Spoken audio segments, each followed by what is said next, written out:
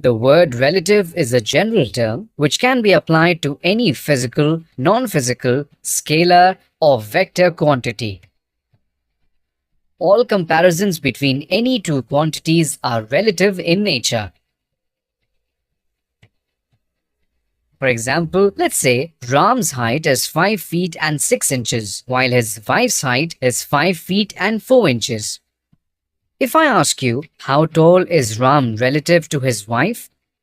Your answer will be 2 inches. How did you find it? You simply subtracted height of Ram's wife from Ram's height. This simple concept can be applied everywhere, whether you want to find relative velocity, relative acceleration, or anything relative to that matter. Using the same logic, the relative velocity of A with respect to B is written as VAB, and it is equal to velocity of A minus velocity of B. Similarly, relative acceleration of A with respect to B is equal to acceleration of A minus acceleration of B. We can also write VAB equal to minus VBA and AAB equal to minus ABA. Let's solve an example to understand this concept better. Question: Chintu is moving due east with a velocity of 1 meter per second, and Mintu is moving due west with a velocity of 2 meter per second. What is the velocity of Chintu with respect to Mintu?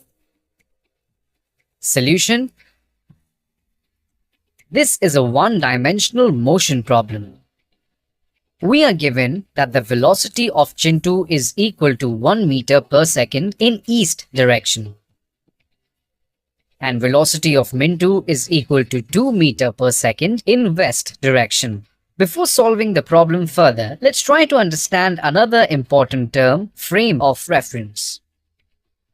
Frame for reference is almost like I am carrying a picture frame around with me and trying to see the entire world through this picture frame. Or in other words, I keep this frame as a reference to see things from my point of view.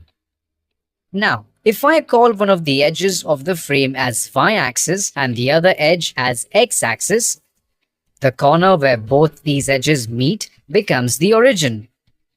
This is my two-dimensional frame of reference. If nothing else is mentioned, then this frame is assumed to be attached to the earth.